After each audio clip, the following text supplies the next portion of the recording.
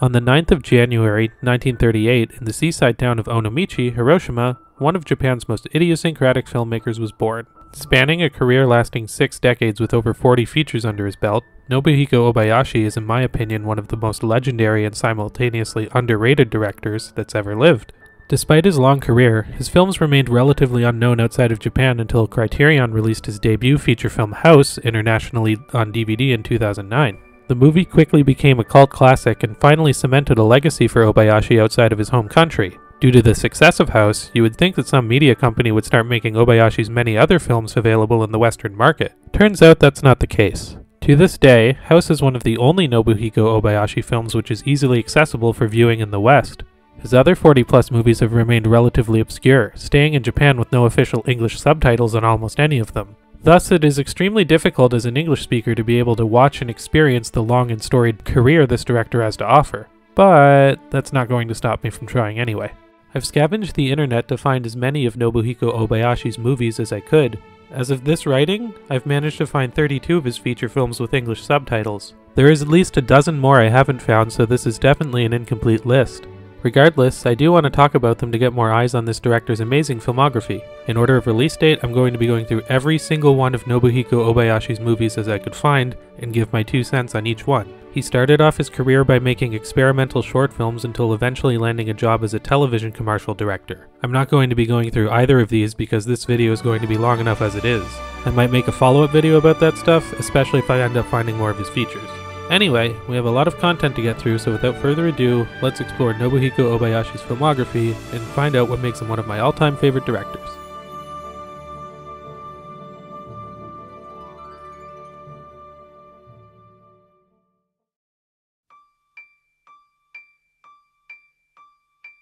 This is my first time writing and recording a movie review for YouTube, and I picked a movie which is next to impossible to describe, much less review. House is a movie which I've seen upwards of 10 times. I have a lot to say about it, but I'll keep it as concise as possible. We have 31 more movies after this one, so this isn't the time or place for a full in-depth analysis. House was conceived when Toho hired Obayashi to create a Japanese horror movie to capitalize on the success of Jaws. What he delivered was a movie about a killer house. I mean that literally. It's the type of movie you can watch and have a different experience with depending on what mood you're in. When I first watched it, I found it entertaining and creative, but I didn't have a full appreciation for the method of madness I was seeing. However, something kept slowly drawing me back to it time and time again. This is partially due to the way House contrasts tone. A sad scene narratively can be presented as a happy scene tonally, and a moment of innocence can be presented as intimidating. Obayashi lays the groundwork for many of the thematic elements which he would include in his later films. Being a child living in the Hiroshima prefecture when the bombs went off, a lot of the horror in the movie stems from the idea of having somebody's reality shattered into pieces. This is true of the audience experiencing the craziness of the movie, but also the characters witnessing everybody they know and care about being taken away from them. That's something that's sad and horrific to think about. The way House tackles these ideas gives the movie an unsettling and foreboding tone. This brilliantly presents the concept of people in your life dying and not really leaving you. Another thing this movie toys with is the theme of nostalgia. Obayashi reportedly asked his 7-year-old daughter what she thought would be scary for the film. Many of the scenes in House play out like a child's fever dream. The special effects in the movie are purposefully artificial. They stick out like a sore thumb next to the characters, which in a weird way makes them more engaging. They seem like something a child would dream up, and it once again fits into the ingenious use of contrast. It also makes the movie unpredictable. You can never guess what outlandish visual the movie is going to throw at you next. No matter how far the movie delves into its bizarre and horrific atmosphere, it always does so with an inner core of childlike innocence. I really could talk about this movie for a long-ass time, but for now, I would concede that it is one of my all-time favorite movies. Obayashi packed more into his debut movie than many directors do in their entire career, and I commend him for that. Maybe some other day I'll talk about this film at a greater length. If you haven't seen it, it has my highest praise and recommendation. But with my thoughts on House out of the way, let's delve into Obayashi's more elusive outings and let's see what else the man has to offer.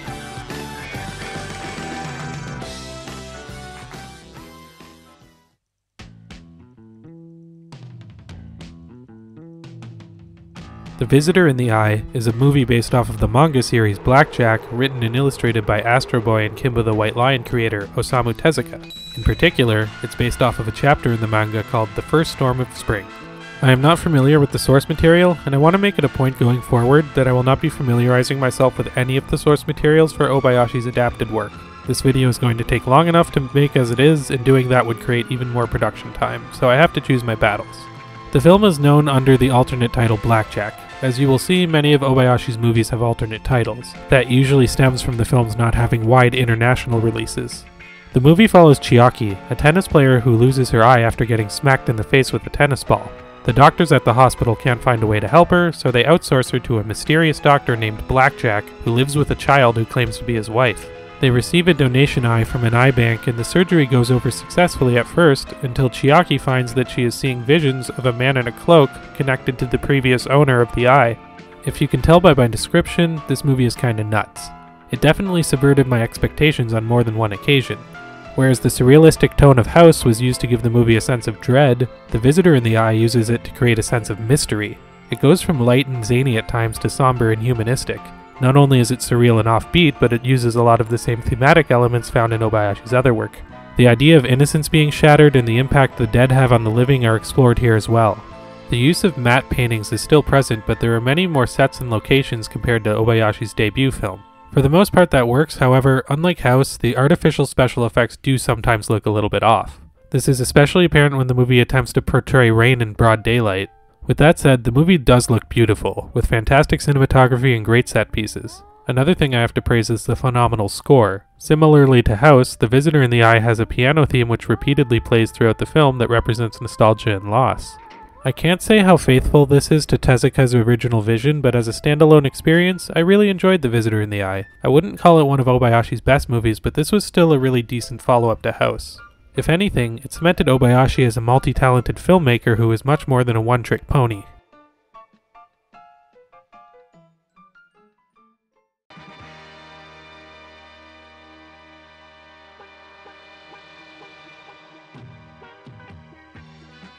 Take Me Away could have been made because Obayashi really wanted to go on vacation in San Francisco. At least, that's certainly the vibe the movie gives sometimes while looking at the beautiful landscape in the background of every shot. And if the movie was actually made for that purpose, then that's okay because unlike Adam Sandler, Obayashi's vacations are fun to watch. The whole narrative of this movie feels a lot more Hollywood compared to Obayashi's other outings, which is undoubtedly done on purpose. What I really like about Take Me Away is how it delves into the life of a sheltered young woman learning to experience more of what the world has to offer. The movie once again uses contrast. Without being too specific, we follow the main character Kyoko throughout most of the movie, but later on it switches gears to follow the main lead, Tetsu. I do like how this aspect was implemented in the movie, but personally, I was more interested in how the movie began as opposed to where it ended. I found the concept of Kyoko traveling to San Francisco to commit suicide much more interesting than the romance that buds between her and Tetsu. Take Me Away does have some issues with filming American actors. A lot of scenes with English dialogue have unnatural acting and blatantly bad ADR that don't match the characters' mouths, even remotely. This is something that happens even with the Japanese actors. Thankfully, their wooden delivery and barely audible dialogue isn't enough to ruin the atmosphere. The movie features many shots of local San Francisco entertainment, which is often used as the background music during those scenes. Also, Obayashi once again uses piano melodies in the film and continues the trend of using a main theme repetitively within the movie. I'm realizing now how often Obayashi uses pianos and repetition in his early work to represent symbolism, and Take Me Away once again does so successfully.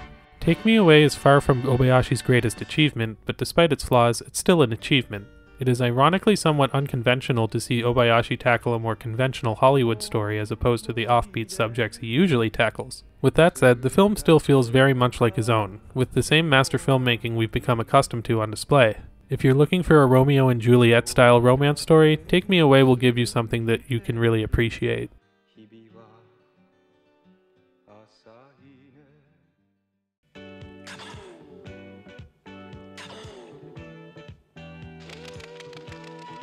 The Adventures of Kosuke Kindaichi is an adaptation of the detective novel series which had previously been adapted into several feature films from Kon Ichikawa.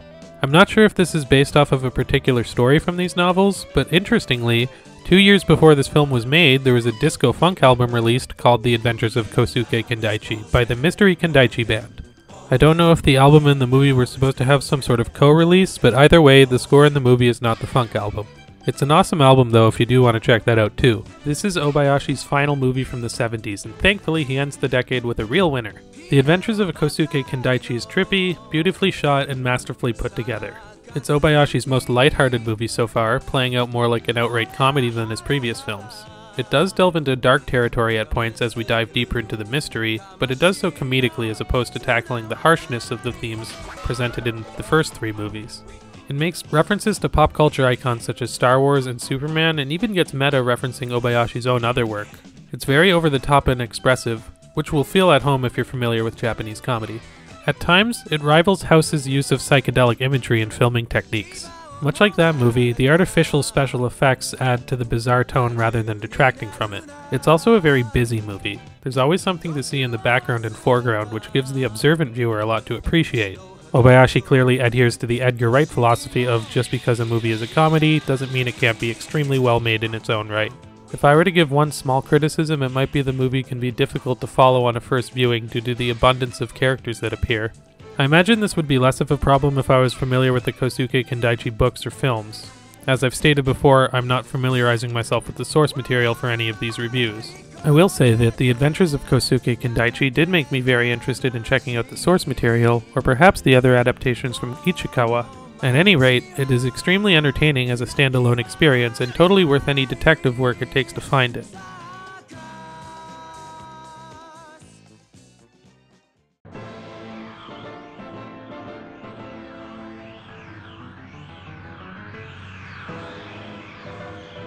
School in the Crosshairs, also known as The Aimed School, is based off of a novel by Taku Meimura.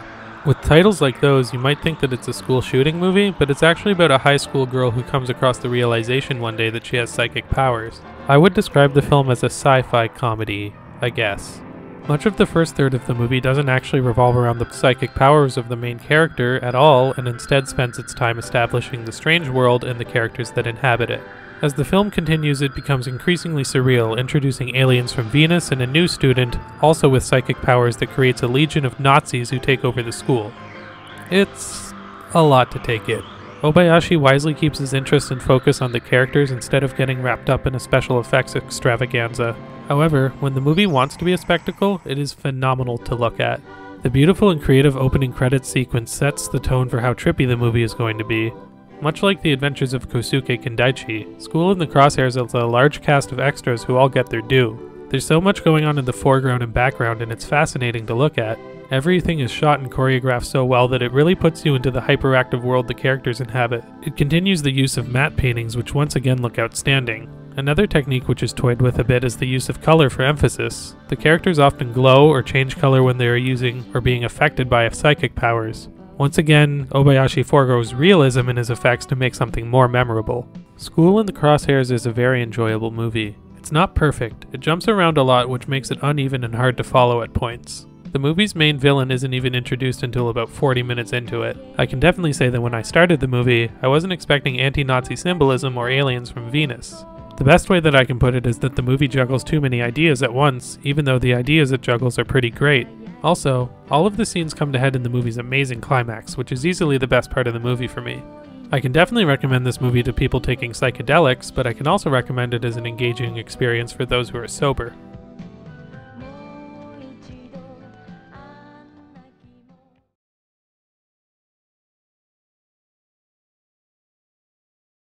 Exchange Students, alternatively known as IRU, UME, is noteworthy for being the first film Obayashi made in his hometown.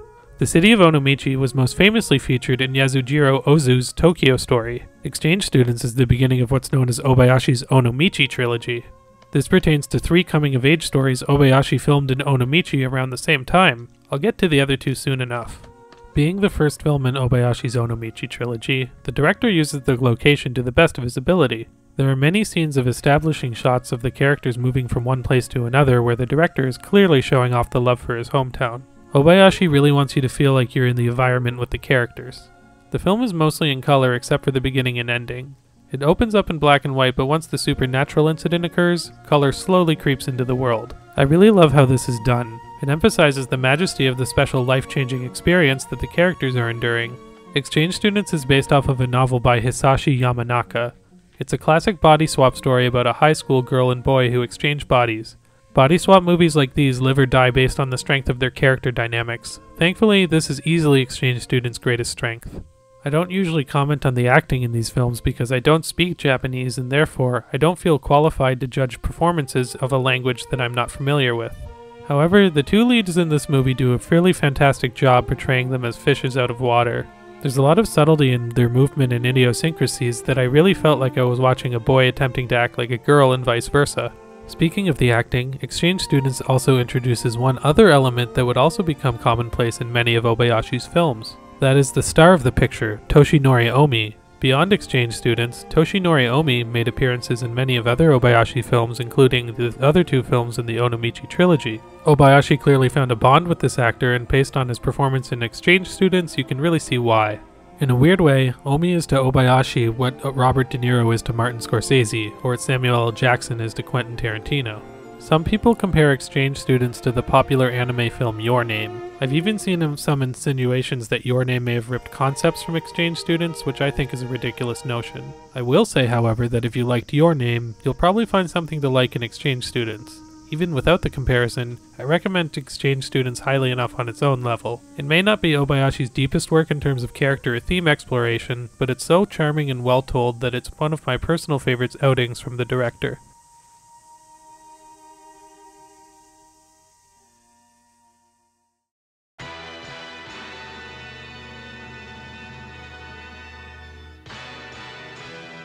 Cute Devil is a change of pace because it's a television movie that initially aired on the NHK. It apparently aired on a program called Tuesday Night Suspense Theater, which I can't find that much information about.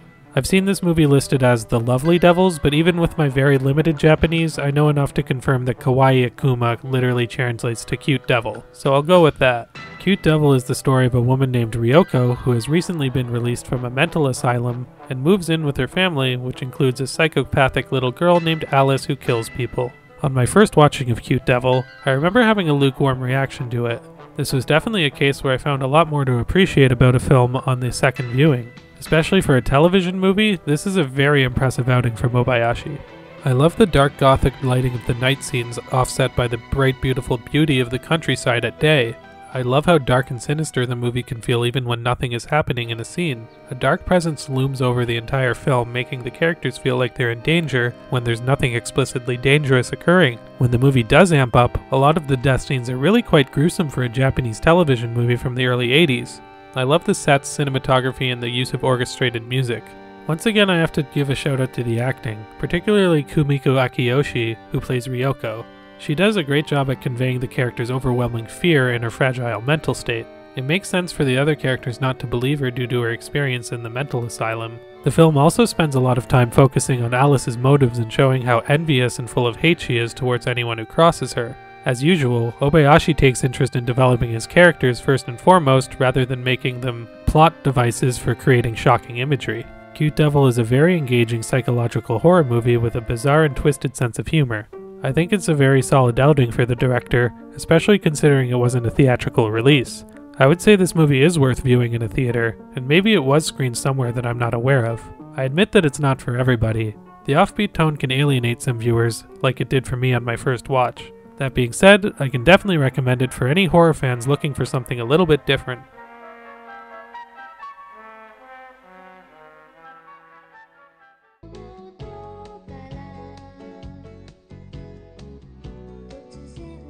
The Girl Who Left Through Time is the second film in Obayashi's Onomichi trilogy.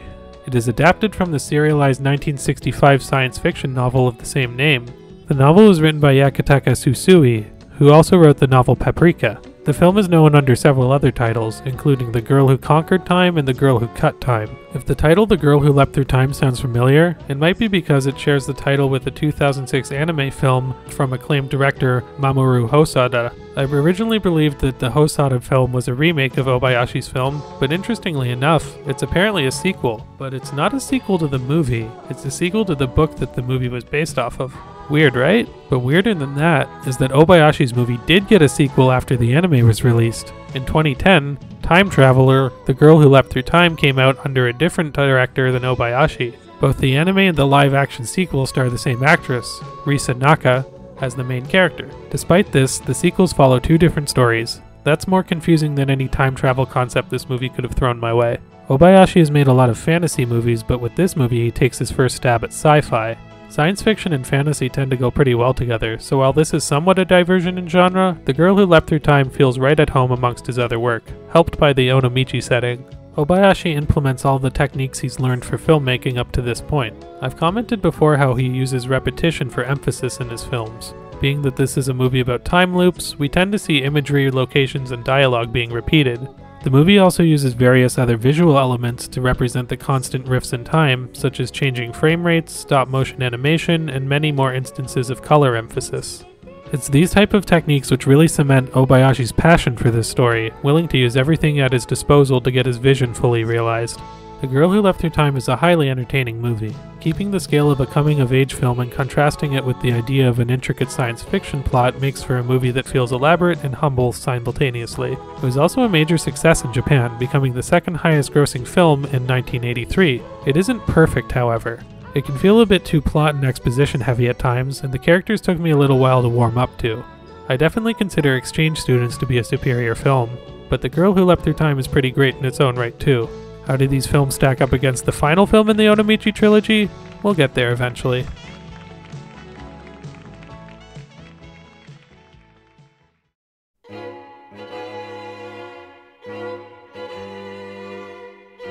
The Deserted City is adapted from the novel by Takehiko Fukunaga.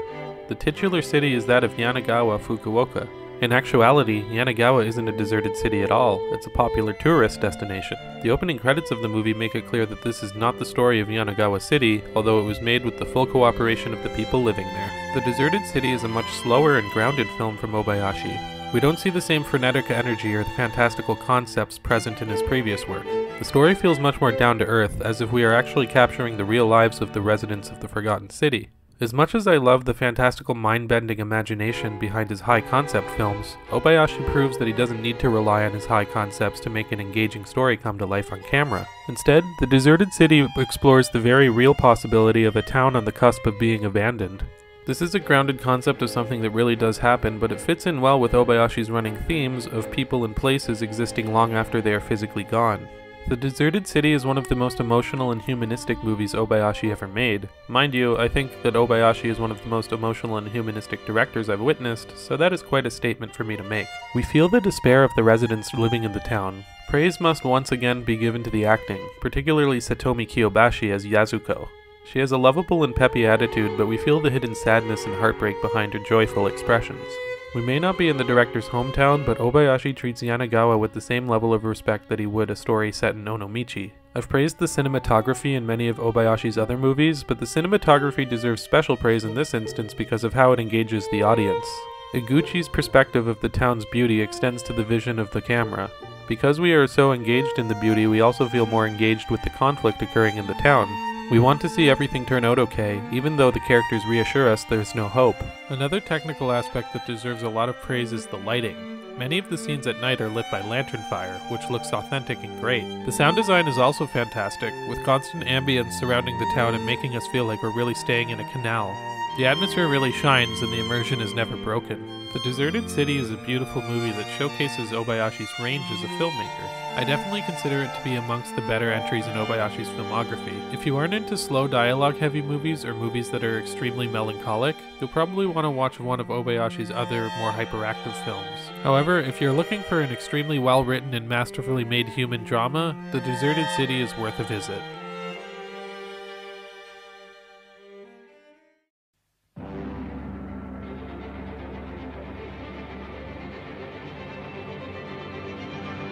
Kenya Boy sticks out from the rest of Obayashi's filmography in three ways. Firstly, it's animated, making it Obayashi's only fully animated feature film.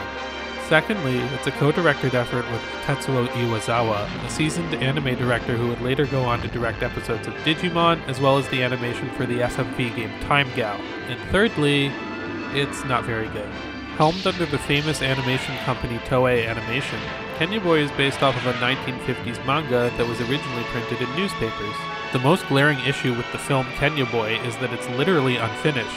Some of the scenes are animated without any color, and several of the characters in the movie appear as outlines in certain scenes. This, compiled with frequent animation errors, makes the movie laughable at points and hard to follow during others. Not to mention this movie has portrayals of black people which many wouldn't exactly consider flattering. Obayashi has made a lot of movies where he's used a lack of color for emphasis, but that's clearly not the case here. Given the obvious animation errors, it is abundantly clear that the movie is the way that it is because it ran out of time and budget. If you think I'm being hyperbolic with this complaint, I assure you that it happens throughout the entire damn movie. You can't go 2 minutes without something looking off, out of place, or unfinished. There's also so much repeated animation. Many of the visual errors could have been forgiven if the movie told a good story, but unfortunately, Kenya Boy doesn't really accomplish this either. I can give the film credit for tackling mature subject matter for an anime around this time. The movie is obviously making commentaries about tribalism and using World War II as a backdrop to make its point, which is not a bad idea. However, the story lacks focus. The conflicts presented are very segmented from each other. This would be okay if the characters were interesting, but they all lack personality or depth. At several points throughout this movie, I forgot Wataru was looking for his father since the movie got so preoccupied with other conflicts. Also, I'm not sure how Kenyan tribes know how to communicate in Japanese. As much criticism as I can give Kenya Boy, the movie is not without its merits. The actual artwork and even the animation at times is very impressive and demonstrates a lot of talent among the artists. The animals in particular looked incredible at times. I love the scope and scale of them, especially the giant godlike creatures like the snake and the frog. The animal battles are undoubtedly the highlight of the film and even feel like animated kaiju battles. I wish the artists were able to fully realize the vision of the film they were making, and it's unfortunate that the budgetary restraints bogged it down. Another thing to note about Kenya Boy is that there is actually an English dub for this movie. I have seen both the subtitled and dubbed versions. The dub is about as good as you'd expect from an obscure anime film from the 80s. The characters all sound wooden and lifeless and seem more like they're reading lines than genuinely acting. I also find it funny how none of the characters have any accents except for the German, who has a hilariously fake Nazi accent. I'm sure that the Japanese voice acting is better, but honestly, there wasn't that much for this dub to taint in the first place. Obayashi never made another animated film, and watching Kenya Boy, you can imagine why. Production looks like it must have been a nightmare, and, while not completely worthless, I do consider it to be the weakest entry in Obayashi's filmography, at least from what I've seen. It really doesn't feel much like an Obayashi movie either, aside from a few thematic elements such as the anti-war symbolism. It certainly doesn't have the same humanistic characters or stories that made those themes shine in his other work. Maybe this was a result of a disconnect between Obayashi's storytelling and animation as a medium, or maybe it was due to conflicts from visions from two different directors working on one film. I can't really recommend Kenya Boy as much more than a curiosity.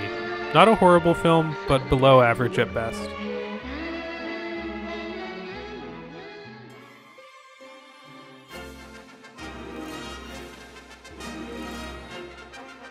Much like Take Me Away, I get the impression that the island closest to heaven was created because Obayashi really wanted to take a trip to New Caledonia. And once again, I don't hold that against the film because he brings his signature quality and dedication with him on vacation. As great as Take Me Away was at getting the audience immersed in the environment of San Francisco, the island closest to heaven does an even better job at utilizing the environment of New Caledonia. The journey is very focused on the main character Mari's emotional state as she travels from the various islands. The landscape and cinematography looks beautiful and feels welcoming when Mari is happy and isolating when she's sad. As we meet more of the side characters and get into their backstories, we also feel more of their emotions influencing the tone of the surroundings. It feels a lot like Lost in Translation in that the mood that the characters have greatly affects the audience perception of the environment. When you're seeing something that should be beautiful but feels sad, it's all the more painful. The island closest to heaven beautifully captures this emotion. The way I'm describing it might make this movie sound really gloomy, but it's actually a feel-good movie in a lot of ways. While it's true that the movie does deal with themes of loss, depression, and isolation, there's another element to all that darkness. A lot of the movie deals with Mari rediscovering the beauty in her life after the passing of her father. The journey almost feels like we're watching somebody's mental health retreat. The island closest to heaven has an amazing score, which seriously ranks among the best in Obayashi's movies. It ranges from intense to peaceful to intensely peaceful. I would suggest anyone listen to the score independently of the movie because it has some beautiful orchestrated music. One small note is that the actors speaking languages other than Japanese do a much better job than the English actors in Take Me Away. This is once again one of more Obayashi's down-to-earth films. Nothing really fantastical happens in the movie, but since we follow Mari's spiritual journey so closely, it manages to feel magical in its own way. It's a laid-back movie with a lot of warmth for its characters. People who are expecting more wild and intricate films may find this one to be a bit slow and meandering for their tastes. However, anyone looking for an emotional down-to-earth ride will likely get what they're looking for in the island closest to heaven.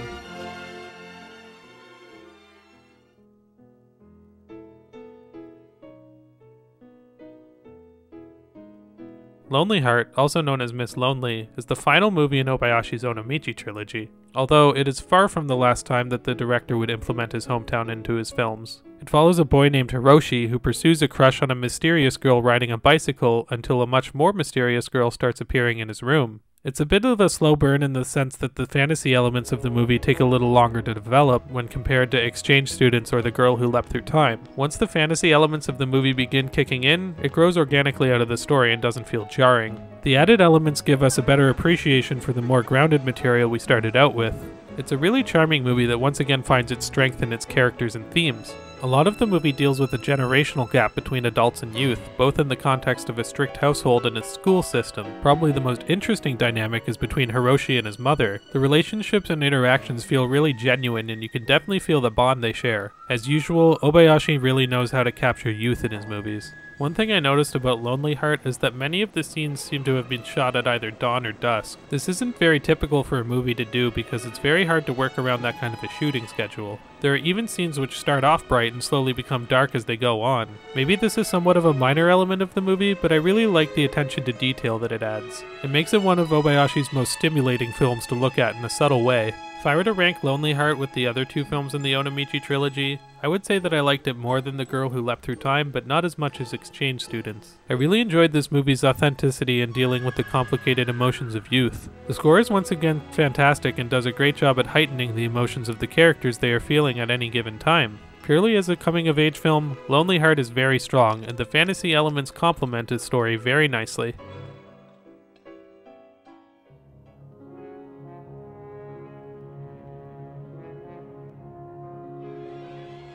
Four Sisters is the story of four orphan girls who spend their life believing that they are blood relatives until one day they find out that they were all adopted from a foster home. With a premise like that, you can kind of tell that Four Sisters is going to focus on themes of family and what it means to be related. It questions the line between being a blood relative and taking the role of a blood relative, and if there's a difference. The movie is set in post-war Japan, which really helps sell the narrative. The bond shared by these four girls despite their lack of any actual blood relation to each other is a great allegory. The reason the movie works so well is because you really get a sense of the bond that the characters share with each other. They basically have an ideal sibling relationship until this news turns their relationship on its head. You can definitely feel the emotions of the characters as they are experiencing them. I love how the sisters initially decide the news of the adoption doesn't change anything, but we slowly see how the news digs away at them the more that it resonates. As per usual, Obayashi nails all the technical aspects of Four Sisters. The score is sweeping and beautiful, and despite the fact that 95% of the movie is scenes of characters speaking to each other with little action, the shot composition and cinematography are great. There's a mix of sets, real locations, and even a bit of green screen. Obayashi also seems to have mastered dance choreography in this movie. Not that the choreography was bad in movies like Take Me Away or Kosuke Kindaichi, but the way that the dialogue is delivered during the dance scenes from Four Sisters is pretty brilliant. Four Sisters is another one of Obayashi's grounded outings, and it is another movie that I enjoyed a lot more on the subsequent viewing than I did when I first watched it. It is a great touching story that really engrossed me with its characters and dilemmas.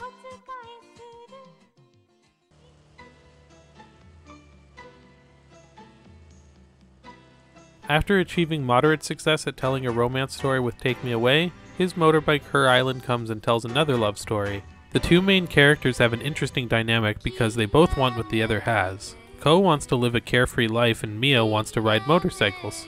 Mio and Her Island are an escape from Ko from his lifestyle, and as Mio learns more about riding, Ko fears she will crash, creating an even deeper resentment for his choices. Being that this is a movie about motorcyclists, we naturally get many beautiful sweeping shots of landscape. Obayashi really knew how to capture the feel of the open road, even if the movie doesn't really use that many locations. The movie is also scored beautifully with sweeping orchestral music that further emphasizes both the freedom and the isolation the characters are simultaneously feeling. The opening credits of the movie have no music or color as we see Ko prepare his motorcycle. This does a great job at making us feel how empty and desolate his life is. However, after riding the motorcycle for a while, sound and color enter the movie. We feel the freedom Ko experiences while he rides his bike and understand completely what it means to him. I personally believe the color shifts are used throughout the movie as a way to represent Ko's inner struggle. As the movie progresses, we see the world of color in black and white blur more often, representing Ko's internal shift. Basically, the color world is the world of his motorbike, and the black and white world is the world of Her Island, until those worlds start to collide. His Motorbike, Her Island is an extremely warm and sentimental film. It may sound like a standard love story about a directionless recluse finding love in a manic pixie dream girl from a different life, but the way that it told its story made it feel like something new to me. The movie is unique, but more importantly, it's genuine, giving a lot of emotional weight for the audience to become engulfed by. One thing I admire about Obayashi's output is his ability to make so many films and have everyone feel like a genuine story he wants to tell. His Motorbike, Her Island is no exception to that.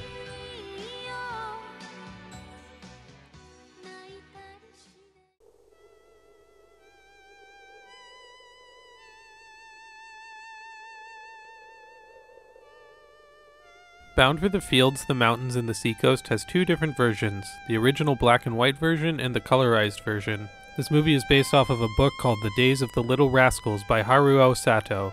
For someone who was so greatly impacted by the effects of World War II and sprinkles many anti-war messages throughout his films, Obayashi somewhat surprisingly had yet to make a full-fledged war movie.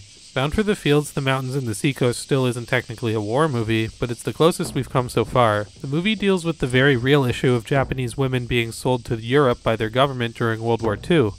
Given the nature of this being an anti-war movie, Obayashi draws from personal experiences as somebody who was heavily affected by the events of World War II. But rather than show us gunfire and explosions, the film really wants us to feel the humanity of the characters involved. There's a quote from French director François Truffaut saying that it is impossible to make a true anti-war movie because the camera will glorify whatever it's pointed at. If you agree with this quote, then Obayashi may have made one of the first real anti-war movies since we never actually see the characters go into combat. One other big theme which Obayashi explores here is childhood innocence being corrupted. We see the children being changed at their core due to not only the effects of the war, but the staunch nationalism that was occurring in Japan around this time, and the effects it could have had on someone in their developmental years. The ending of Bound for the Fields, the Mountains, and the Seacoast is one of the most powerful moments Obayashi ever filmed. I won't spoil exactly what happens, but I will say in the colorized version the final scene switches from color to black and white. The ending of the black and white version certainly has impact, but watching the color disappear from the world as the reality of the war sets in for the characters makes the impact even stronger. This is why, if I were to recommend either version of the film, it would be the colorized version. Bound for the Fields, the Mountains, and the Seacoast clocks in at 2 hours and 15 minutes. Up until this point, out of all the films I've found anyway, Obayashi movies have been somewhere between 90 minutes and 2 hours. Apparently, Obayashi really liked using the longer runtime because about half of his subsequent filmography are films that run over 2 hours, with many of them coming closer to 3. I've praised Hausu as being one of my all-time favorite movies, but Bound for the Fields, the Mountains, and the Seacoast deserves praise as also being one of the best movies I've ever seen. The characters are full of life, the imagery is beautiful, the themes are powerful, it has a great balance between comedy and tragedy, both of which it excels at doing. Definitely recommend this one very highly, even if I haven't seen much else from this director.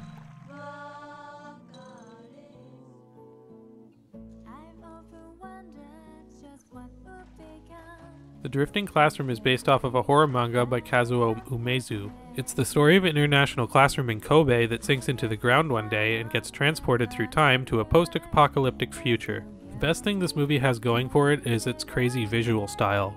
This is a great showcase of how to use practical and digital effects together and at the right times. The sets are also wonderful to look at, despite the fact that the movie doesn't actually use that many locations. Many of the outdoor locations use matte paintings as usual, which are beautiful.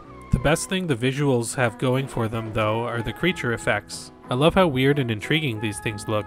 I also love how we see them incrementally throughout the movie. It really gives us time to imagine what the next creature is going to look like. The climax of this movie is also really trippy. Whenever you feel like you've seen everything the film has to offer, something else smacks you over the head. Since The Drifting Classroom follows international students attending a school at Kobe, the film features many English-speaking actors and dialogue. The movie has a heavy use of child actors too, who do a pretty good job for children. Funnily enough, they're able to act more naturally than many of the English-speaking actors in Obayashi's other films. Many of the actors are speaking multiple languages throughout the movie, which can be a daunting task. The delivery of the lines can be awkward, and the ADR in particular can be unintentionally funny at times. But I'm more than willing to forgive that, as I can clearly see the effort put in here. The Drifting Classroom is certainly a problematic movie. It tries to balance too many characters, the story can lack focus, and the dialogue and acting do feel awkward at times. However, I think the movie accomplishes a lot to make up for its shortcomings. It's a dark, whimsical, and fun movie that feels right at home amongst the other 80s fantasy movies. The visuals have too many qualities to be ignored, and the characters, despite being overabundant, are really endearing. A modest success for Obayashi, but a success to be certain.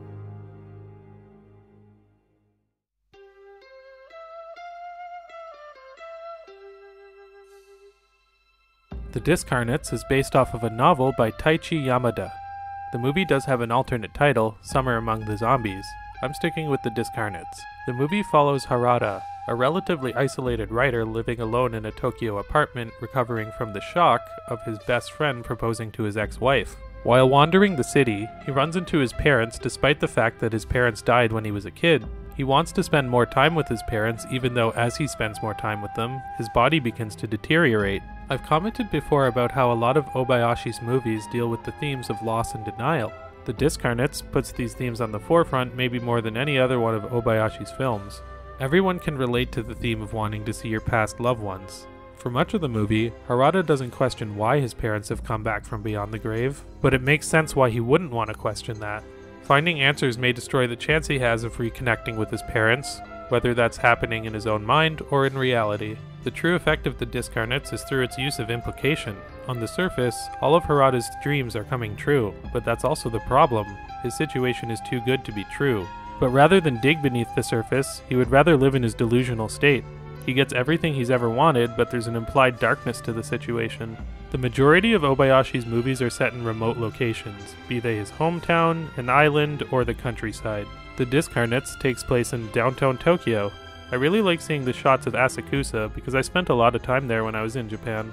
However, for the most part, the Discarnates uses a lot more sets than on-site locations. The sets have a great attention to detail and never break the immersion. The Discarnates was one of the first Obayashi movies I discovered after watching House, and if I had any doubt that Obayashi's filmography was worth looking into, this completely crushed those doubts. Many people describe this movie as a horror movie. To me, it's more of a supernatural horror drama. It's another slow-burning, dialogue-heavy movie from Obayashi, and possibly his most engaging one yet in that category. This is a haunting and melancholic movie that deals with a very difficult subject matter beautifully, easily one of the director's best outings.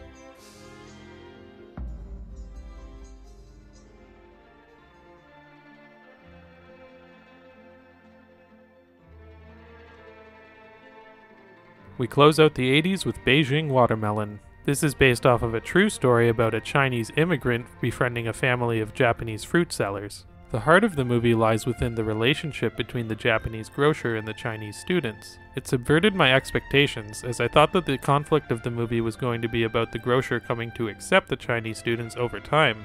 Instead, the grocer gets over his unwelcoming exterior in about 20 minutes. The conflict for the rest of the movie involves the Japanese grocer helping the students so much that it starts to affect his business and his marriage.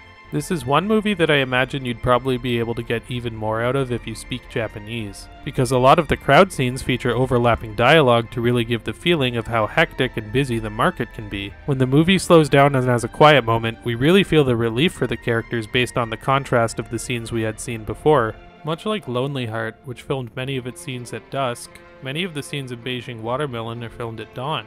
Given the schedule of a grocer, this was kind of unavoidable. Once again, it shows great attention to detail and consistency on Obayashi's end to work around such a specific shooting time. One of Beijing Watermelon's most important underlining aspects is one that isn't even explicitly said in the movie. According to a title card, the Japanese characters travel to Beijing in June 1989. They state the scenes in China are filmed on a soundstage in Tokyo. June of 1989 is a time that the Chinese government would prefer you forgot about. Considering the movie features Chinese actors and is based off of real Chinese people, it's no wonder why the words Tiananmen Square were never uttered in the movie. Watching it with that context in mind, however, makes me really understand why the warmth towards the Chinese people and culture is such an important element in this film. Beijing Watermelon is an outstanding movie that improves the more that I think about it. My second viewing is when I picked up on all the references to Tiananmen Square, which I never even thought about on my initial watch. It may seem like I've pointed out a bunch of smaller details, but it's these small idiosyncrasies which make the film so real and naturalistic. There's a lot of majesty here on display to appreciate.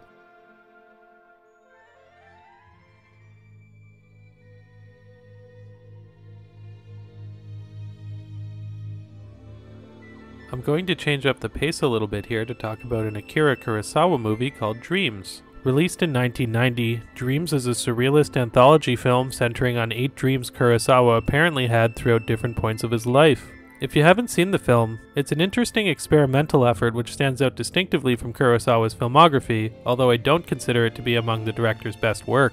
One thing I had in the back of my mind when I first saw Dreams is that the style of filmmaking felt very close to something Obayashi would have made as opposed to Kurosawa. Much to my surprise, my suspicion of Obayashi's presence was confirmed. I found out that while Kurosawa was working on Dreams, Obayashi was busy directing a behind-the-scenes documentary called The Making of Dreams. This documentary clocks in at 2 hours and 30 minutes, making it not only the longest Obayashi film so far, but a half hour longer than Akira Kurosawa's actual movie. The opening text crawl states that the movie was cut from 190 minutes of raw footage.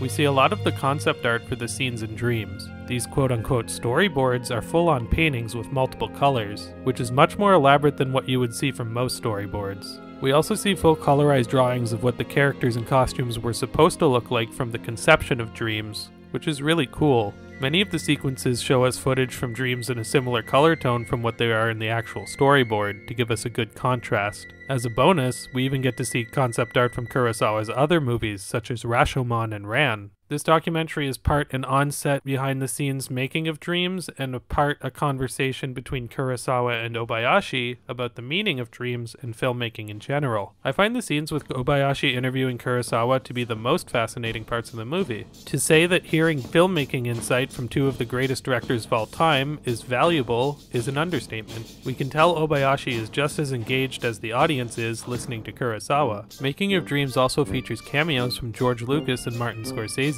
Martin Scorsese makes a cameo in Dreams playing Vincent van Gogh, the makeup of which is provided by George Lucas and his team. We also see Ishiro Honda, the creator of Godzilla, make an appearance for co-directing one of the scenes in Dreams. Honda actually made cameo appearances in both The Drifting Classroom and The Discarnates. It's nice to see the directors at Toho are tight with each other. The movie actually delves into Kurosawa and Honda's friendship quite a bit. Damn, who wasn't involved with the Making of Dreams?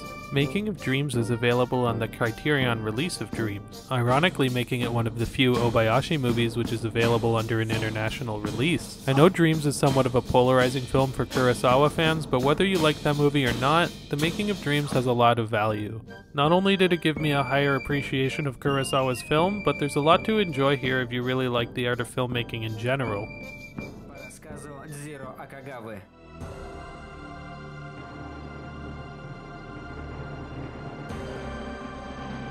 Along with The Discarnates, Chizuko's younger sister was one of the first Obayashi movies I discovered after seeing House. Both movies really gave me a newfound appreciation for his directorial ability. The original Japanese title for Chizuko's younger sister is Futari, which roughly translates to Us Two.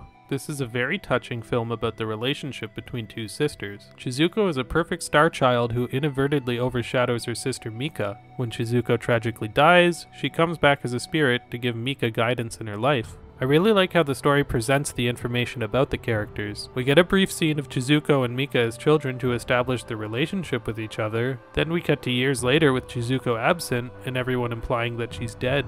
The movie doesn't reveal what happened to Chizuko until 30 minutes have passed. Chizuko's presence both literally and figuratively haunts Mika. You get a sense of how loving their relationship is, and yet how overshadowed Mika is by Chizuko's accomplishments. Chizuko is always supportive of Mika, saying that she is every bit as talented and capable as her older sister. As the movie progresses, Mika grows from being codependent to independent and finds an identity of her own, instead of living in her sister's shadow.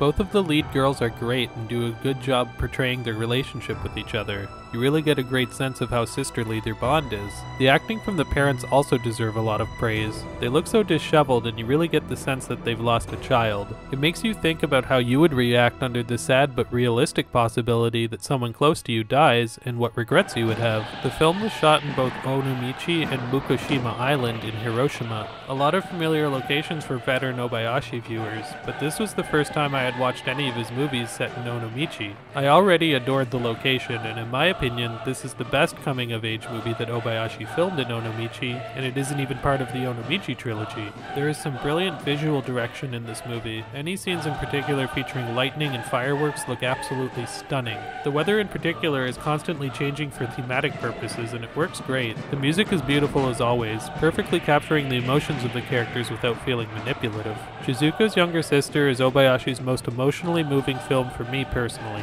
I don't cry much during movies, but watching the beautiful beautiful yet tragic relationship unfold between these two sisters got me there at least 3 or 4 times. I highly recommend this one as being one of the introductory movies into Obayashi's filmography, as it encapsulates so much of what this director does best.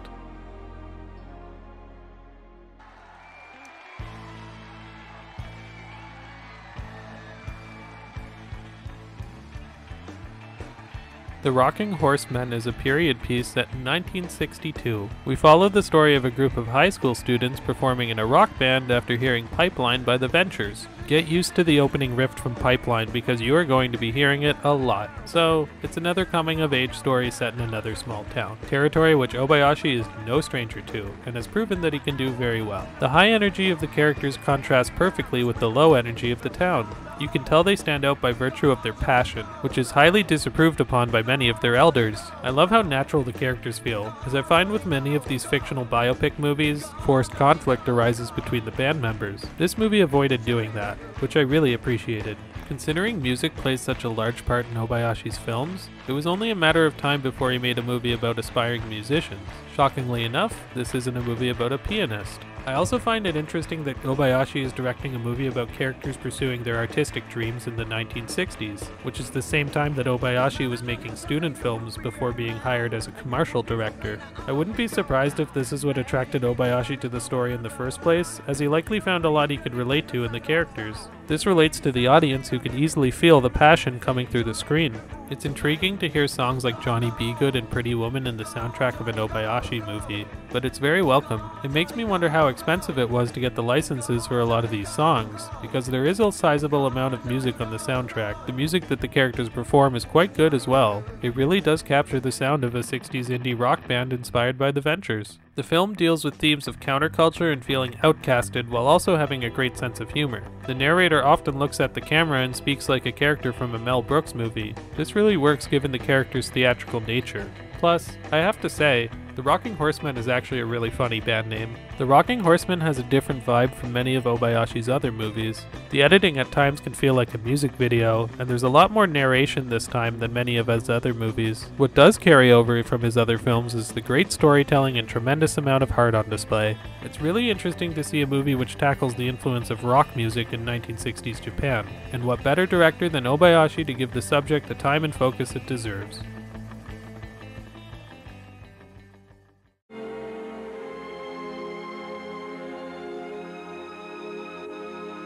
Russian Lullabies is another documentary from Obayashi in which he visits 5 families living in Russia and records their daily lives.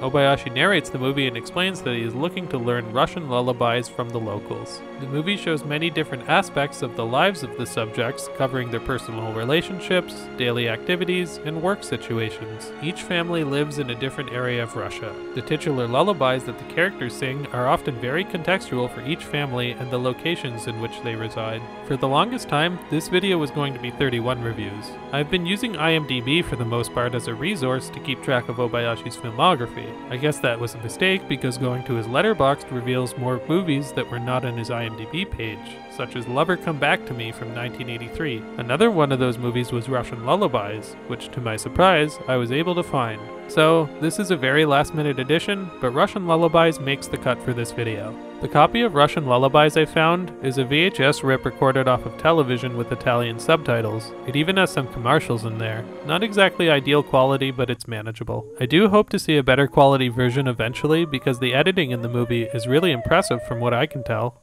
A lot of the cinematography is sweeping footage taking us through the towns of the residents. It seems to be done in a stop-motion style similar to many of his experimental short films.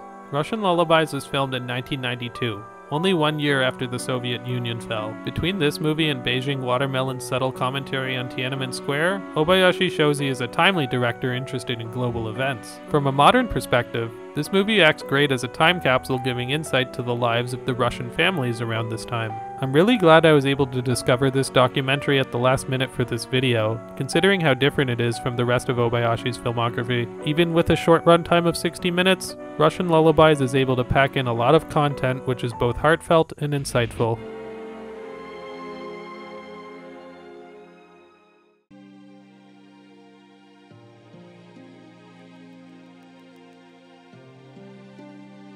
Haruka Nostalgia is a film based off of a novel by Hisashi Yamanaka. The movie follows a novel writer named Sato who returns to his hometown Otaru after being absent for 30 years. He sees it as a town being stuck in time and tarnished by bad memories until he meets a fan of his books named Haruka, who has a much more positive view of the town. He eventually develops feelings for Haruka, which causes him to rethink his perceptions of his town. The relationship between Sato and Haruka is the strongest part of the movie. Both of them have very different personalities which contrast each other, exemplified by their contrasting view of Otaru. However, both also have odd personalities which the audience are intrigued by. It makes sense why they would be so interested in each other because we are also interested to learn more about them as well.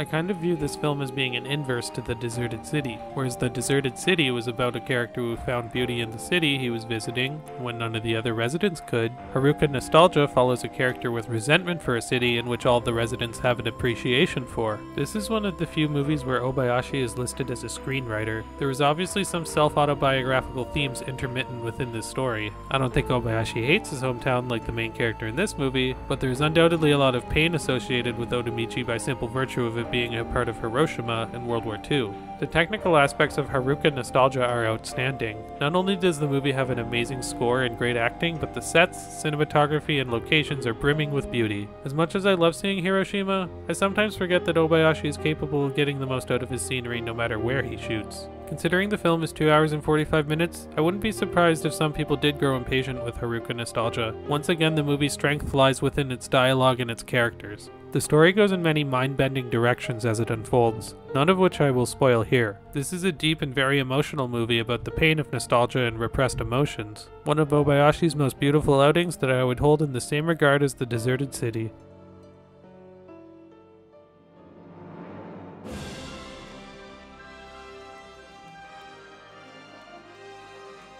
Samurai Kids, also known as My Little Bodyguard, is about a little boy in Fukuoka who discovers a miniature living samurai who traveled through time. The original Japanese title translates to The Water Traveler. The film makes references and parallels to the Japanese fairy tale Isun Boshio, about a family that gives birth to a 3-centimeter tall boy. The movie was likely greenlit off the success of Honey, I Shrunk the Kids, which came out 4 years prior. I like Honey, I Shrunk the Kids just fine as a special effects movie, but Samurai Kids contains a lot more imagination, wild frenetic editing, and endearing characters that makes it a much more enjoyable experience in my opinion.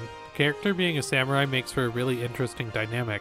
He can defend himself, which leads to some very thrilling fight scenes with things such as cicadas and crows. The fights with the crow also have a hilarious payoff later on in the movie. Secondly, the time travel aspect makes it so that the samurai is not only immersed in the world being much bigger to him than before, but also interacting with all the technology around him. I love things like using a record player as a treadmill, using a Super Famicom game for reflexes, and a video camera as a mirror. The effects can be a little bit awkward at times. Sometimes seeing the crow puppet flying around is pretty hilarious. Maybe it looks intentionally fake. This is Obayashi we're talking about. But that said, I really love the props they use for the samurai. Things like the giant bottle cap, which is being used as the samurai's water bowl, really give a great sense of scale. One of the sweetest aspects of the movie is one that's very subtle. This movie marks the final cameo appearance of Ishiro Honda, who passed away earlier the same year that Samurai Kids was released. Obayashi included a photo of Honda in the movie as a tribute to his dead friend.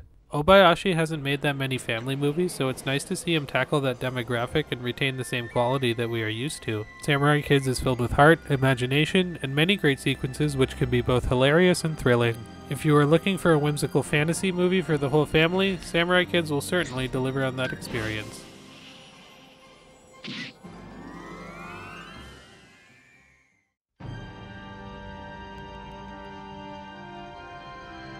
Goodbye for Tomorrow stars a cast of characters from different walks of life, businessmen, high school students, yakuza, and so forth. The only connection they share is that their loved ones all died in a shipwreck 1 month prior. Now they're all receiving messages from their deceased loved ones to meet them at an island at midnight. The differences between the characters' backgrounds and lifestyles give them great chemistry with each other. You could almost describe the movie as a yakuza, a businessman, and a couple of high school students walk into a bar. I also really like how the film humanizes the yakuza character instead of making him into a generic villain. I would expect no less from Obayashi. Some of Obayashi's best work are the ones that deal with nostalgia and show both the beauty and pain of it. I like how we focus on each character experiencing the strange phenomenon before them and how each one of them reacts. It makes you question how you would react. What if you got a message from a deceased loved one asking you to meet somewhere? Moreover, what if they actually showed up and you were able to give your proper goodbyes? It's a very tragic but likely very relatable scenario that most people have pondered a few times. Goodbye for Tomorrow is another movie that takes place in Onomichi initially. The majority of the movie takes place around a secluded dock, making it feel kind of like a bottle movie. It also takes place mostly over the course of one night. This might be the only Obayashi movie that features more outdoor night shots than day shots. I bring this up because the movie really shows how beautifully he can shoot the night shots. Many of the scenes feature shots of both the beach and the forest, which encapsulate a feeling of intrigue and mystery felt by both the characters and the audience. Goodbye for Tomorrow is the last Obayashi movie that Toshinori Omi would appear in until casting Blossoms to the Sky, 17 years later. I should state that Toshinori Omi is far from the only reoccurring actor in Obayashi's films. Itoku Kishibe, Yasufumi Hayashi, and others appear in this movie as well, and do great jobs as they always do. I don't have the time to go into all of these actors in depth, but I do really like seeing them appear in Obayashi's work time and time again. It makes them feel like they're actual residents of Onomichi who we come back and visit every once in a while. Goodbye for Tomorrow doesn't shy away from tackling sensitive issues, but it does so in a respectful manner. It's highly likely that Obayashi used the idea of a shipwreck as an analogy to World War II and seeing his friends go out to sea and never return. He probably grew up around many people waiting for their loved ones to come back to war in a boat, which didn't happen for a lot of them. The beautifully melancholic score and cinematography really helps the themes and stories of these characters hit home.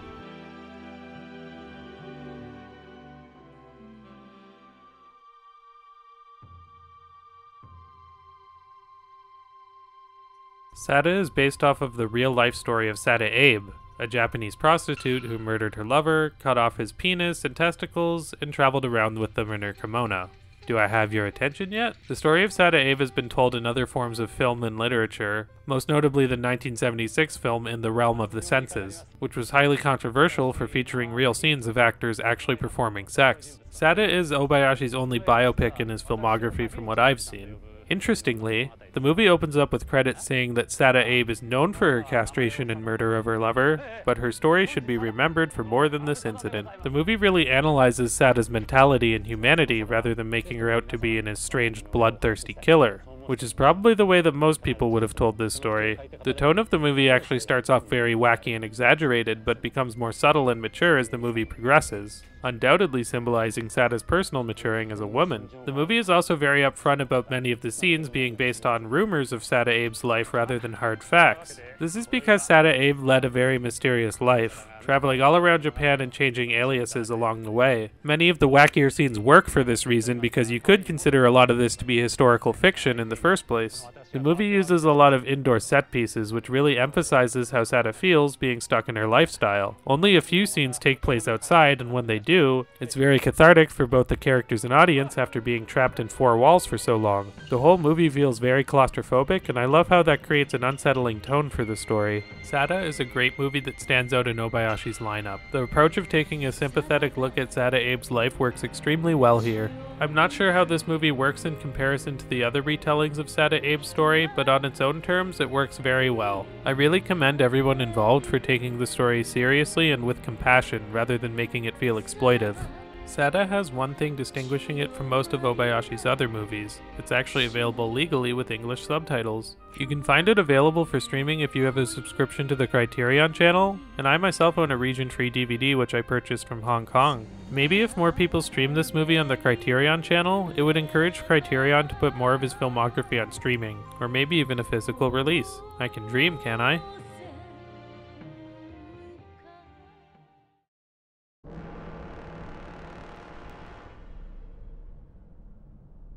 The Motive, also known as The Reason, is a murder mystery based off of a novel by Miyuki Miyabe. It's another movie that originally aired on Japanese television. I can't decide whether to call this movie The Motive or The Reason, so for no motive or reason, I will call it The Motive. It is a murder mystery story involving the case of a family of people brutally murdered in a high-rise building. The movie frames itself as if the audience is taking the role of a private investigator. We listen and see the testimonies and have to decide if we trust what the characters are telling us while at the same time piecing the story together ourselves, which is a lot of fun. I like that it's a movie about a community of people, especially since the movie does get us to care about the characters despite spending very little time with each one of them. The movie is set in the Arakawa ward in Tokyo, which I believe makes it the only Obayashi movie I've seen set in Tokyo other than the Discarnates. The movie opens with a text crawl detailing the history of the ward and how it was affected by the events of the 1923 Japanese earthquake and World War II. Obayashi as always shows an incredible amount of talent for the technical aspects of the movie. You can see Obayashi's craft improve with every film that he makes, unlike many filmmakers who gradually get worse as time marches on. Color and lighting are used for emphasis a lot to represent the emotions of the characters in every scene, as well as what time and location the scene takes place. Also, maybe it was the copy I was watching, but a lot of the movie has a distinct grainy look. This really works for this story because it emulates the look of security camera footage. Many of the shots in the movie are from the perspective of a camera looking down on a room, like a security camera. For the parts that are shot with the interview format, there are a lot of fake quote-unquote mistakes, like dropping the boom mic in the shot during the interview scenes, emulating the feel of a low-budget film crew. This I kind of have mixed feelings about. I get the intent, but it's kind of like watching one of those blooper reels that you know is scripted. The Motive is a pretty great movie with a lot of aspects to really appreciate. I don't think that it's for everyone, and I believe if you go in expecting a traditional narrative, you might end up being very frustrated. The length and presentation actually reminded me a little bit of Magnolia, which is a very polarizing movie for a lot of the same reasons The Motive probably will be. Granted, there's no third act frog rain in this movie, but I digress. However, if you go into The Motive with the right mindset and expectations, you might find that there is a lot for the viewers to chew on. Not one of Obayashi's best outings by any means, but a very strong entry and a very strong filmography.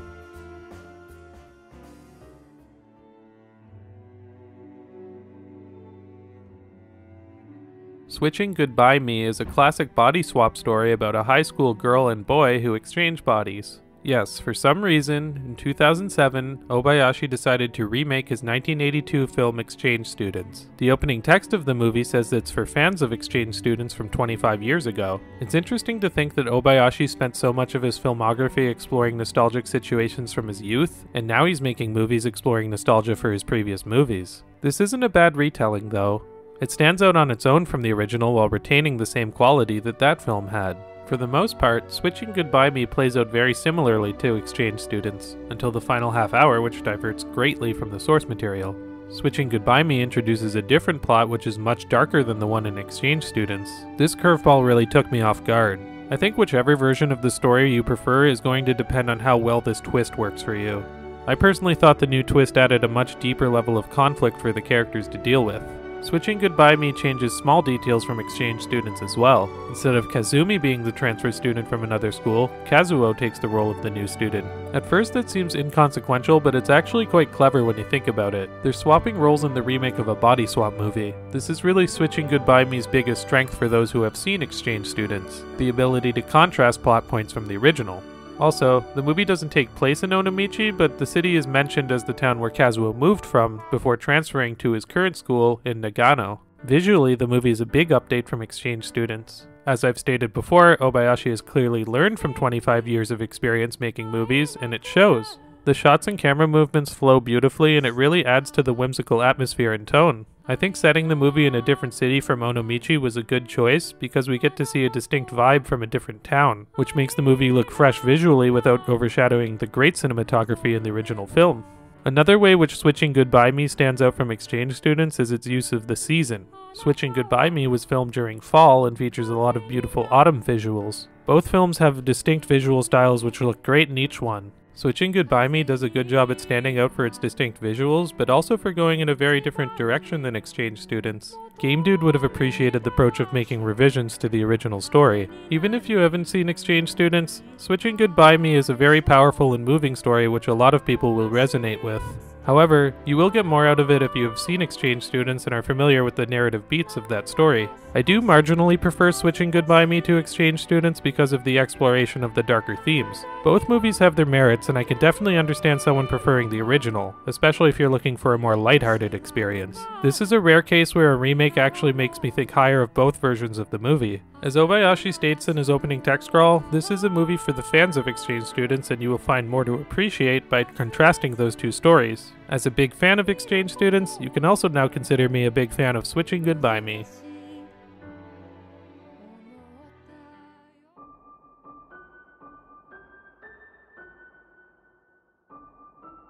Casting Blossoms to the Sky is the first movie in another spiritual trilogy.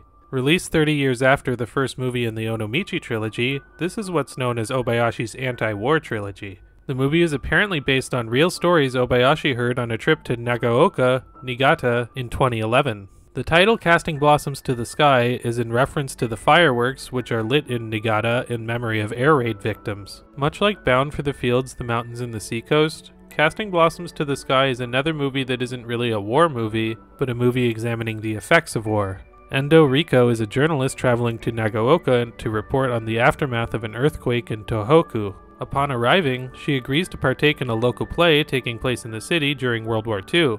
In doing so, she learns much about the city's firework traditions and the effect the war had on Nagaoka. I really like how Casting Blossoms to the Sky explores the subject of World War II in the context of a modern setting rather than being a period piece. Not that I don't enjoy period pieces, but how many movies can you think of from 2012 that explore the ripple effects of a war that took place 66 years before? Obayashi also makes parallels between the war and the effects of the modern natural disasters in Japan, such as the earthquake which hit Nagaoka prior to this film, or the nuclear meltdown in Fukuoka. The movie spends much of its time focusing on stories which the residents of the town tell Endo as she interviews them. This movie, as well as the other two movies in the anti-war trilogy, are actually pretty good lessons in Japanese history, and I'd recommend anybody interested in the subject to check them out. Having the movie being set around the production of a play based on World War II is really brilliant. It's obviously a commentary on how art is used to help us remember and experience important points in our history. Obayashi is very interested in portraying the effects the war had on Japan and its citizens.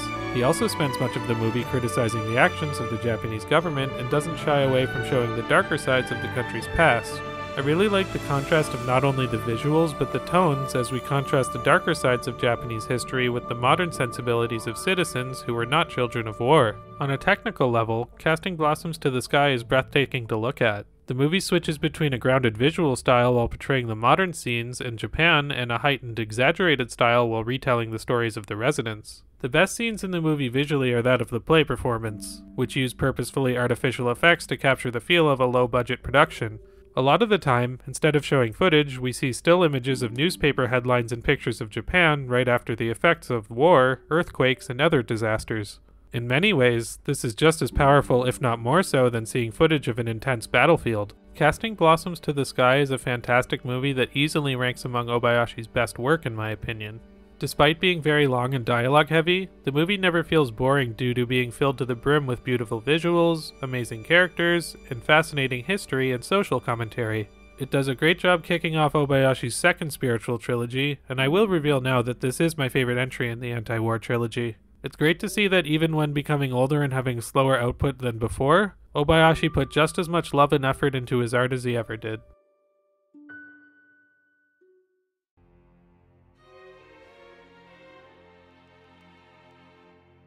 Seven Weeks is the second film in Obayashi's anti-war trilogy. It is based off of a novel by Koji Hasegawa, and it is the story of a family of people reuniting upon the death of the family's elder, Mitsuo Suzuki. Upon meeting, the family tells stories of Suzuki's life in Ashibetsu, dating all the way back to the 1930s. It's a family story, but like Casting Blossoms, it's actually quite educational, taking us through key events of the history of Japan and how it affects the story of a small coal mining town. The movie is very conversation-based. Around 20 of the first 25 minutes of the movie or so takes place in one hospital room. This is only the first of many scenes to take place in one location for an extended period of time. This is a fair warning for anyone who might not be into slow dialogue-heavy movies that are around 3 hours long. 7 Weeks covers a lot of the same themes as Casting Blossoms to the Sky, such as Japan's role in the Second World War and the fear of nuclear fallout after the Fukushima incident in 2011. It is even told in a similar format, with flashbacks between the scenes set in the modern day.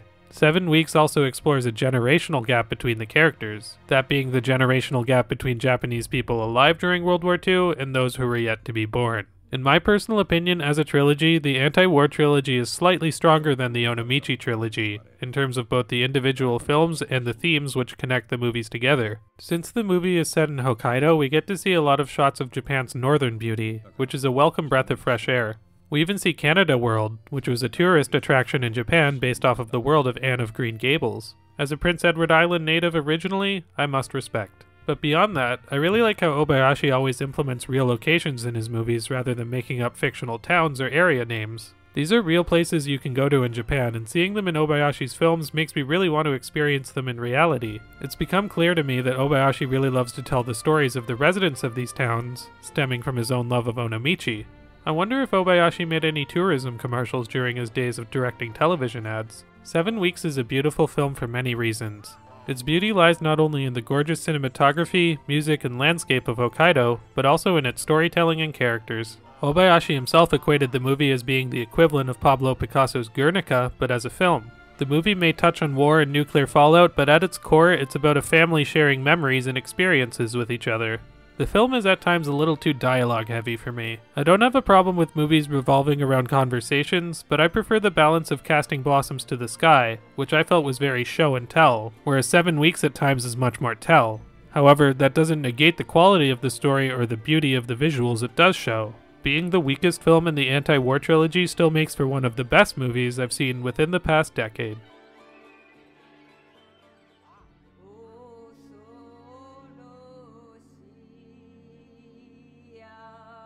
Hanagatami is the final film in Obayashi's anti-war trilogy. It is based off of the 1937 novel by Kazuo Dan. The movie literally opens up explaining the history of the author and his experiences around the time writing the book.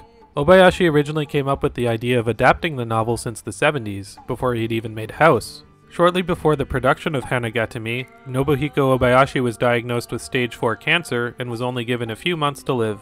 Despite this, he powered through, completing not only the production of Hanagatami, but one other film. Knowing that he was knocking at heaven's door pretty soon, Obayashi chose to make a passion project that he wanted to make for decades. This movie is similar to the premise to Bound for the Fields, the Mountains, and the Seacoast, in that they're both about the experiences of Japanese youth leading up to wartime. Hanagatami is the story of Toshihiko, a 16-year-old moving in with his aunt in the city of Karatsu in the Saga Prefecture. Much like the other movies in the anti-war trilogy, Hanagatami is both a character study and the story of a community affected by war. Even though the events and characters are fictional, they are coming from the genuine emotions that Obayashi and the original novel's author were feeling around this time. The title Hanagatami is Japanese for flower basket. We get to see a lot of the traditions of the cherry blossom festivals from the perspective of Japan immediately pre-war, as well as traditions specific to the town of Karatsu, which is a really nice touch. All 3 movies in the anti-war trilogy, as well as his final film, have a distinct look from the rest of Obayashi's movies. This is largely because of the use of the digital camera as opposed to the film cameras which were being used for his previous movies. With Obayashi, I feel his movies actually look better through a digital camera, even though I'm someone who usually prefers the look of film. This is probably because Obayashi goes for a purposefully artificial look for many of his effects, and this type of specific approach to filmmaking lends itself well to the advent of a digital camera. The score for Hanagatami is beautiful as usual. It opts for a very slow orchestrated sound which is both soothing and foreboding, very accurately representing the emotions of the characters throughout their positive and negative experiences. Many of the scenes use instruments played by characters in the film, like harmonicas or flutes. There's a great scene where 2 characters kiss each other after a long build-up, and we hear sounds of explosions and gunfire in the background. It's that type of contrast I always really appreciate in this director's work.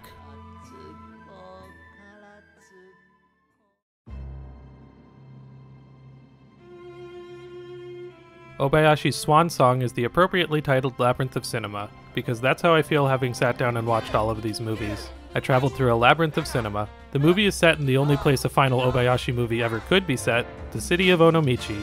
It is told from the perspective of an audience going to see a showing of movies at a movie theater on its final night before permanently closing. Upon watching the movies, the audience members find themselves transported into the films they are watching, traveling to several points of Japanese history, including feudal Japan, Japan's war with China, and of course, World War II. If you haven't guessed, this movie is every bit as anti-war as any movie in the anti-war trilogy. The idea of achieving world peace is brought up frequently within the film. In a way, Labyrinth of Cinema gives us a much broader history of Japan's experiences with war, drawing from experiences from several time periods and portraying both the factual events mixed with the subjective feelings of the characters experiencing those events. I really feel like this movie would have value being shown in Japanese history classes along with the anti-war trilogy, so long as the class runs 3 hours long.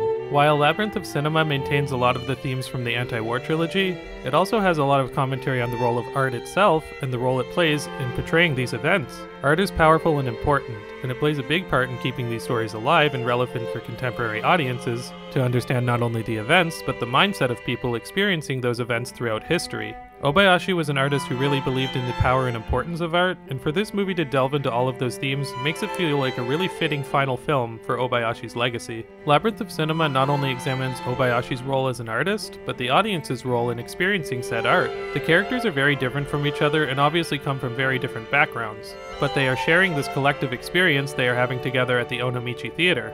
Ironically, this movie really made me think of my role in writing all these reviews and making this video. I'm making this video to preserve art. Obayashi makes his movies to preserve history. Anyone watching either a feature film or a YouTube video is playing a role in their own way. We're all part of the bigger picture. Watching the movie and thinking about how crazy the editing process must have been gives me a headache. It really pays off though, because this is one of the most visually enthralling movies I've ever seen. Every scene has something which feels different from the last scene, but it still feels consistent. Considering the movie is 3 hours long, the fact that its bag of tricks never ran out is pretty incredible. It jumps between having different tones and visual styles, ranging from musical to animation to even silent film. Some scenes even feel like you're in a history museum, watching scenes and hearing someone narrate and explaining the context. It takes every kind of direction you could think to tell its story. Labyrinth of Cinema easily ranks among Obayashi's best work. It encapsulates everything I've come to love about this director in one fell swoop. It's dense, challenging, hilarious, heartbreaking, masterfully made, unique, and powerful. As much as I loved the anti-war trilogy and felt Hanagatami would have been a fantastic final film for Obayashi to bow out with, Labyrinth of Cinema actually does feel like a better note to end on. I recommend any fan of cinema who doesn't mind watching 3-hour movies to check out Labyrinth of Cinema, because chances are you'll find something here to really appreciate. It does feel like an old master creating one last movie for a new audience, and as part of that audience, I really appreciated it. Since I went through the time of watching 32 of these movies, I decided I should probably give my personal ranking of them from least favorite to favorite. Keep in mind, I gave 31 out of 32 of these movies a positive review, and even the one I didn't like had some redeeming qualities. I highly recommend you check the rest of them out, even the bottom one as a curiosity. With all that said, here we go. Number 32, Kenya Boy. Number 31, The Girl Who Leapt Through Time. Number 30, The Drifting Classroom. Number 29, Take Me Away. Number 28, The Island Closest to Heaven. Number 27, School in the Crosshairs. Number 26, The Visitor in the Eye. Number 25, The Motive. Number 24, The Rocking Horsemen. Number 23, His Motorbike, Her Island. Number 22, Russian Lullabies. Number 21, Four Sisters. Number 20, Making of Dreams. Number 19, Cute Devil. Number 18, 7 Weeks. Number 17, Lonelyheart. Number 16, Samurai Kids. Number 15, Sada. Number 14, The Adventures of Kosuke Kindaichi. Number 13, Haruka Nostalgia. Number 12, Goodbye for Tomorrow. Number 11, Beijing Watermelon. Number 10, Hanagatami. Number 9, The Deserted City. Number 8, Exchange Students. Number 7, Switching Goodbye Me. Number 6, The Discarnates. Number 5, Casting Blossoms to the Sky. Number 4, Chizuko's Younger Sister. Number 3, Labyrinth of Cinema. Number 2, Bound for the Fields, the Mountains, and the Seacoast. And number 1, House. I want to make it clear, even though I said so at the beginning, that this is not a complete list of Obayashi's work. There are many other movies such as Scenery to Remember, The Last Snow, I Want to Hear the Wind Song, and many others that I wasn't able to locate. In fact, Obayashi's IMDb page says that he's known for House, Turning Point, and Sada. If he's known for Turning Point, then why was that one of the movies that I couldn't find? I don't even really know how much of Obayashi's filmography I have yet to discover. If I ever do find more of these films, I'll be sure to talk about them in a separate video. On April 10th, 2020, Nobuhiko Obayashi passed away from his cancer after the release of Labyrinth of Cinema. Hopefully I gave enough insight as to why this director's work deserves to be celebrated. I really wish that somebody over on this side of the ocean would pick up on Obayashi's long line of work and release them with official English subtitles. The only exceptions I found to this were House, Making of Dreams, and Sada, but the rest of his filmography deserves attention as well. While we're at it, release the soundtracks for these movies internationally as well, because the scores, as I've repeatedly stated, are beautiful. Obayashi never quite received the international attention that his peers Akira Kurosawa and Ishiro Honda did. However, I'd like to believe that one day he will, once people find out what a vast and fantastic filmography he has to offer.